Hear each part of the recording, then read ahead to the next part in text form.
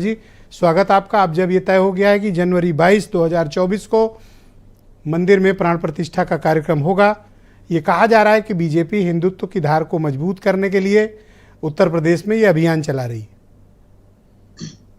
मेरी सबको राम राम और क्षमा चाहती हूँ, मुझे थोड़ा विलंब हो गया क्योंकि दिल्ली का ट्रैफिक ऐसा है, अगर फंस जाओ तो निकलना बड़ा मुश्किल हो जाता है। अच्छा है आप लखनऊ में नहीं है, वहाँ यहाँ का ट्रैफिक बड़ा जहरीला है।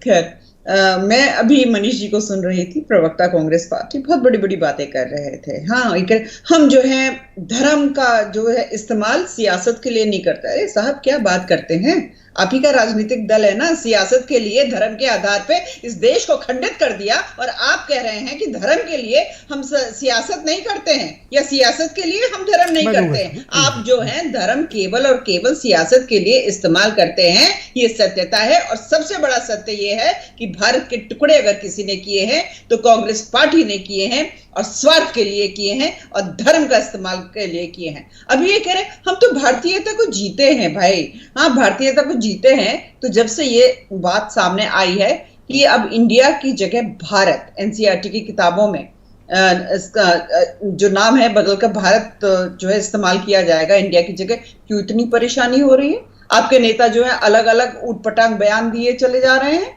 ये क्या चीज है? कौन सी भारतीयता है भाई? आप कहिए हम इंडियननेस को जीते हैं तो आपके मुंह से ज्यादा अच्छा लगेगा, क्योंकि कांग्रेस का चरित्र यही है। ब्रिटिशर्स की हैंडक्राफ्टेड पॉलिटिकल पार्टी है, जो ब्रिटिशर्स की सोच थी, अंग्रेजों की सोच थी। मैं इस पर घूम कर आता हूं कि ये क्या आपका एजेंडा हिंदुत्व का होगा चुनाव में?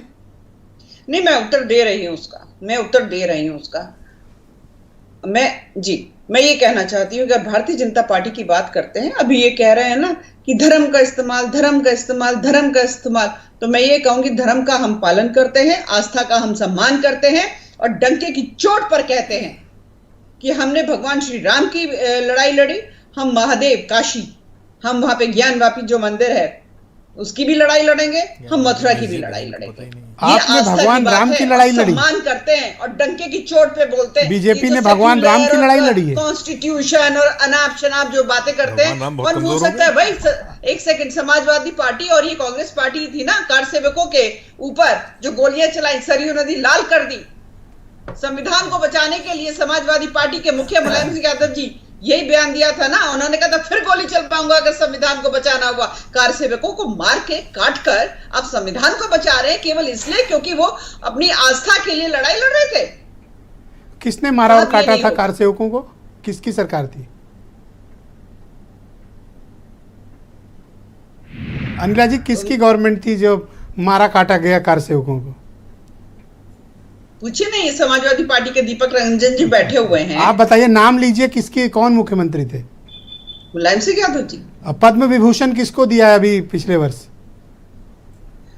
देखिए वो तो कमेटी तय करती है, पर ये सत्यता नहीं। पर वो दूसरा सर्वोच्च नागरिक सम्मान होता है जो बहुत ही एक्स्ट्राऑर्डिनरी सर्विसेज पे दिया जाता है। पर ये क्या सत्यता जो है अलग हो जाएगी कि उन्होंने ये बात कही थी कि संविधान को अगर वो इतने बड़े गुनहगार थे तो उनको पद्म विभूषण मिलना सेकंड टॉप सिविलियन अवार्ड होता है। वो तो जिस कमेटी ने तय किया तो आप उसको कटघरे में खड़ा कर लीजिए साहब। और एक चीज और मैं यहाँ पे कमेटी तो अक्सर यूनियन गवर्नमेंट की होती है। ब्रजेश जी, मैं एक चीज अक्सर बोलती हूँ, मैं फिर बोलूंगी, आपके चैनल पर भी बोलूंगी, कि जब हम हिंदुओं की बात करते हैं, जब हम सनातनियों की बात करते हैं, तो उनके सेंटिमेंट्स जो है ना वो बीजेपी और आरएसएस से ऊपर भी हो सकते हैं। और उस सेंटिमेंट को, उस भावना को जरा सम्मान करना ये राजनीतिक दल सीख लें। नहीं तो ये यही कहते रहेंगे चुनाव आ गया और अब ये भगवान। थैंक यू अनिला जी, हमारे साथ जुड़े रहिएगा। मैं वीरेंद्र जी को इनवाइट करता हूं।